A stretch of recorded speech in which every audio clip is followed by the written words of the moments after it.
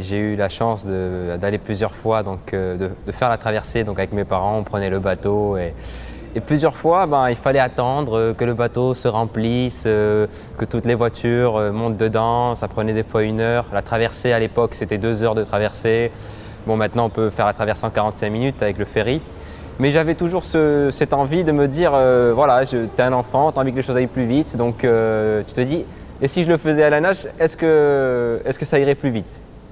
Et donc, moi je me rappelle aussi, pendant la traversée, au lieu d'être assis dans le bateau, ce que je faisais, c'est que j'allais sur le pont et je passais la traversée, les 2 heures de traversée, à regarder l'horizon, à regarder la mer Méditerranée, l'océan Atlantique.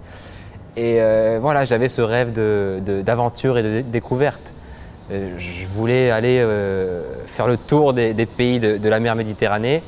Et voilà, c'est un truc que j'ai accompli par la suite, aussi à travers la passion que j'ai pour les voyages. Pour te donner une petite idée, j'ai fait le tour des pays de la Méditerranée en train. Je suis allé de l'Espagne jusqu'en Turquie avec un sac à dos dans un train. J'ai fait voilà, l'Espagne, l'Italie, la Grèce, la Turquie. Et donc voilà, ça c'était une partie du rêve d'aventure. Mais aussi, vu que je suis un sportif depuis tout petit, j'ai pratiqué le judo à l'âge de 4 ans, le rugby, le foot. Et le triathlon, je me suis dit, voilà, pourquoi pas accomplir ce rêve d'enfant de rallier le continent européen au continent africain à travers ce défi. Voilà, cette traversée que j'ai réalisée en juillet 2013.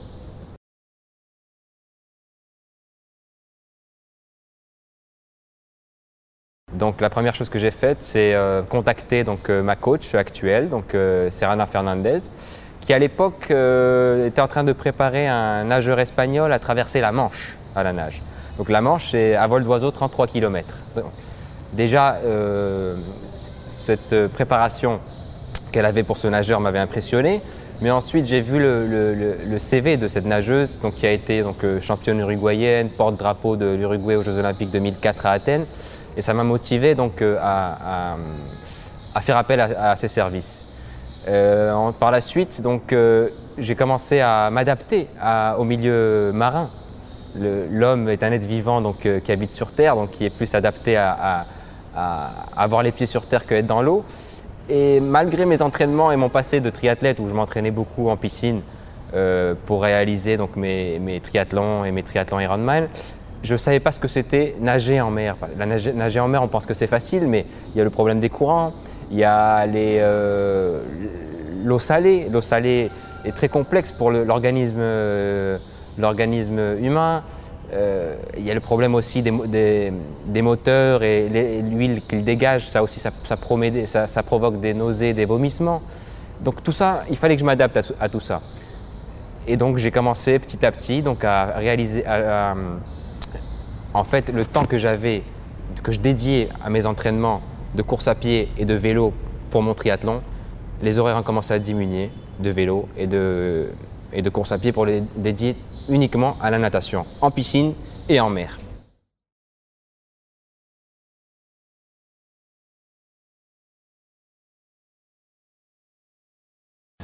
Tout d'abord, pour pouvoir me préparer pour ce défi sportif, je nageais à raison de 6 jours par semaine. Donc j'avais un jour de repos qui était celui que tout sportif devrait avoir parce que le repos fait partie intégrant de l'entraînement. Mais en fait, ce que je faisais, c'est préparer mon corps à assimiler du volume kilométrique en natation parce que au début, moi, j'étais préparé que pour nager 3,8 km de natation. Donc, je faisais des triathlons Ironman, donc c'était 3 km de natation, 180 km de vélo et 42 km à pied. Et donc, progressivement, j'ai diminué les heures que j'avais de vélo et de course à pied pour les dédier totalement à la natation. J'ai commencé à nager 5 km, 6 km, 7 km, jusqu'à arriver à 10 km par jour. Ces 10 km par jour faisaient en sorte que je préparais mon corps, certes pour le défi sportif qui m'attendait, mais je préparais aussi mon mental. Le fait de faire des allers-retours dans la piscine, aller revenir comme ça pendant des heures, faisait que j'apprenais ce que c'était la patience. Et pour traverser le détroit de Gibraltar, il faut la patience.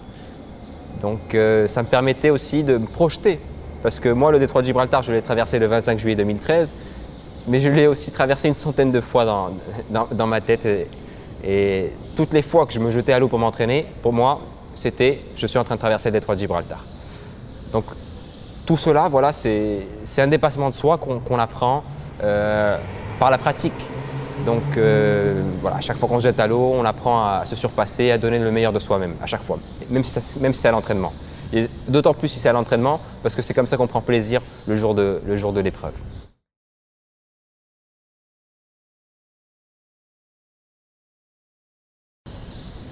Alors, la traversée en elle-même, ça a été magique. Voilà comment je peux vous expliquer ça. Donc, c'est une traversée que j'avais préparée durant 1 an, en plus de tout l'entraînement que j'avais fait pour mes triathlons les années antérieures.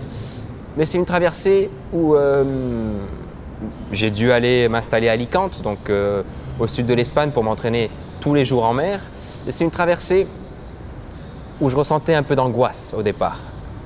Malgré l'immensité de l'océan, et je sentais comme si j'étais oppressé.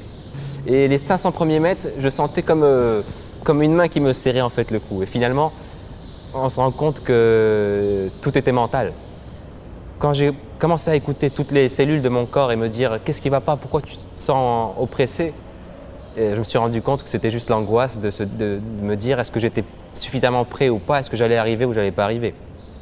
Au bout de 500 mètres, tout a disparu et j'ai commencé à prendre plaisir. J'ai commencé à faire un mouvement de bras après un autre et c'était du pur plaisir où je voyais au fond de moi, c'était un océan très profond, enfin c'est un océan très profond et on voyait une transparence et plus tu essayais de regarder au fond, plus tu n'arrivais pas à voir, mais c'était tellement beau, c'était tellement transparent que je me suis senti emporté. Ce que je voudrais dire, c'est que c'est assez impressionnant de voir qu'on a une idée en tête et que progressivement, plusieurs personnes, une centaine de personnes, contribuent à t'aider à matérialiser ce rêve. Il y a déjà donc ma famille qui me soutiennent et qui m'ont toujours soutenu depuis le début donc pour la traversée du détroit de Gibraltar et maintenant avec ce projet de Moroccan Swim Around the World. Je voudrais remercier toute mon équipe parce que je suis celui qui nage, mais ce projet ne pourrait pas avoir lieu donc, sans la directrice de projet, sans la coach et toutes ces personnes-là. Et puis, j'aimerais aussi remercier donc, les personnes qui m'ont fait confiance et bien sûr donc, mon partenaire historique, donc Air Atlas, qui me suit donc, depuis la traversée du détroit et qui me suit sur cette aventure. Voilà, donc je suis reconnaissant pour toutes ces personnes qui finalement font que ce défi n'est pas que mien, mais qui est en fait de toutes ces personnes qui sont là à soutenir ce projet et à y croire. C'est le plus important, à y croire. Voilà.